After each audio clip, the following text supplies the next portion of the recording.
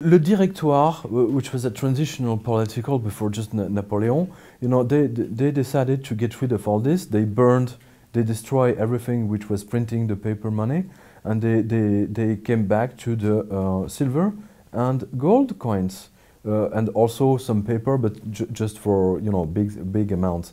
And Napoleon, with his wars, you know, made France extremely rich. So the gold and silver were just flowing in.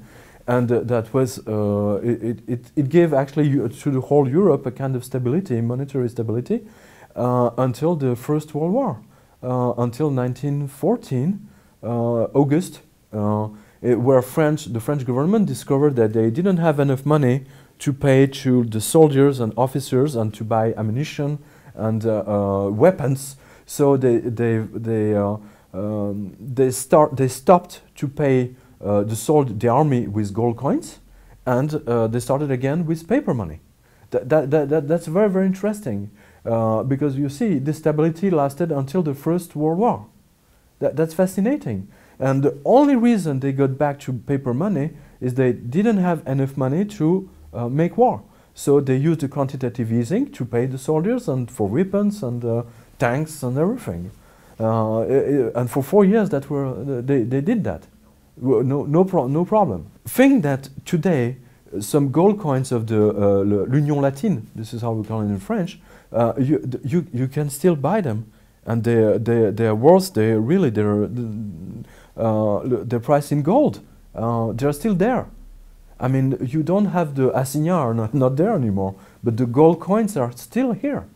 And the gold was flowing from one country to another, between Greece, France, and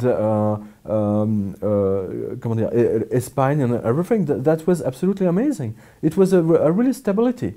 But as James said it, you know, that's very annoying for the government, because they cannot print money, gold and silver out of thin air.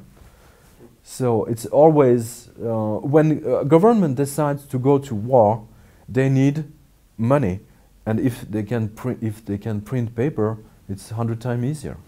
The background was, as usual, it was mostly cultural. It says Latin says it all.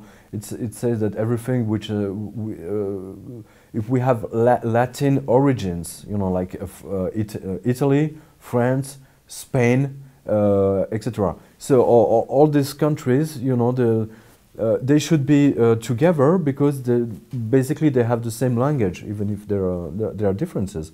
So that's why they wanted. That was actually, it was a very good idea, because it was backed with gold coins. So it was easier for everybody. It was very easy. Even if with a gold coin, you will be able to buy, like, let's say, 2 suites one suite in Paris, and you were able to buy 3 in Athens. It was not the issue. It was the gold coin which was the interesting point in it.